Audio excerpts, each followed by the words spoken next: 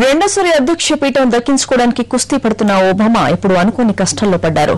ఎప్పుడో టీనేజ్ లో నడిపిన లవ్ అఫైర్ దుమ్ము దులుపుకుని బయటికి రావడంతో రచ్చ మొదలైంది. చదువుకునే రోజుల్లో ఆస్ట్రేలియన్ యువతితో నడిపిన ప్రేమైన తాలూకు వివరాలు డైరీల ద్వారా ఓపెన్ అవడంతో ఒబామా ఫ్లాష్ బ్యాక్ ఇంట్రెస్టింగ్ గా మారింది. ఇప్పుడు అమెరికన్ మీడియాలో ఒబామా ప్రేమ కహాని హాట్ డిస్కషన్ పాయింట్. రాసలీలలు నడపడంలో అమెరికా అడ్మినిస్ట్రేషన్ జనాలంతా బిజీగా ఉన్నారు. ఓవైపు అమెరికన్ సైనికుల మీద వచ్చిన సెక్స్ స్కాండల్ ఆరోపణల వాడి వేడి ఇంకా తగ్గలేదు. ఇప్పుడు ఏకంగా ఒబామానే లవ్ అఫైర్ వివాదంలో ఇరుక్కున్నారు.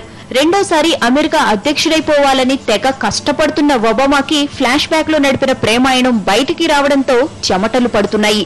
మిచెల్లీ ఒబామాని ప్రేమించి పెళ్లి చేసుకుని ఏకపత్ని వ్రతుల్లా కనిపించే ఒబామా లవ్ అఫైర్లు నడపడంలో తక్కువాడేం కాదు. చదువుకునే రోజుల్లో యంగ్ ఒబామా కూడా ఎక్స్ట్రా అఫైర్స్ ప్రేమాయణాలతో మంచి టైంపాస్ చేశాడట.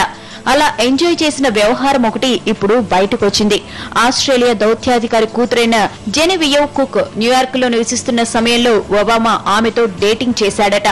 కుక్ ఒబామా కన్నా 3 ఏళ్లు పెద్దది. వీళ్ళిద్దరూ 1983లో ఓ క్రిస్మస్ పార్టీలో కలుసుకున్నారు.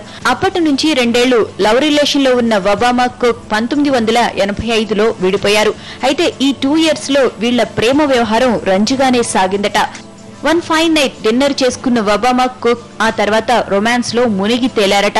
అయితే ఇదంతా తప్పనిసరి పరిస్థితుల్లో జరిగిపోయిందని కుక్ తన డైరీలో రాసుకుంది. కుక్ జీవిత కథను పుస్తకంగా రాసిన డేవిడ్ మరానిస్ అనే రచయిత ఆమె డైరీలో దుమ్ము దులపడంతో ఒబామా అఫైర్ వ్యవహారం బయటపడింది. ఈ విషయాలన్నింటినీ వ్యానిటీ ఫెయిర్ అనే పత్రిక ప్రచురించింది.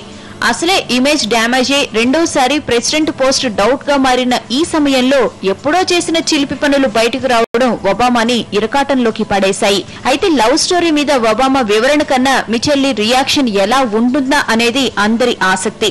గతంలో బిల్ క్లింటన్ సెక్స్ స్కాండల్లో ఇరుక్కున్నప్పుడు హిల్లరీ క్లింటన్ చాలా హుందాగా వ్యవహరించి అందరి అభిమానం పొందారు. అందుకే మిచెల్లీ మ్యాటర్ ను ఎంత డిగ్నిఫైడ్ గా డీల్ చేస్తారోనని ప్రపంచం ఎదురు చూస్తోంది.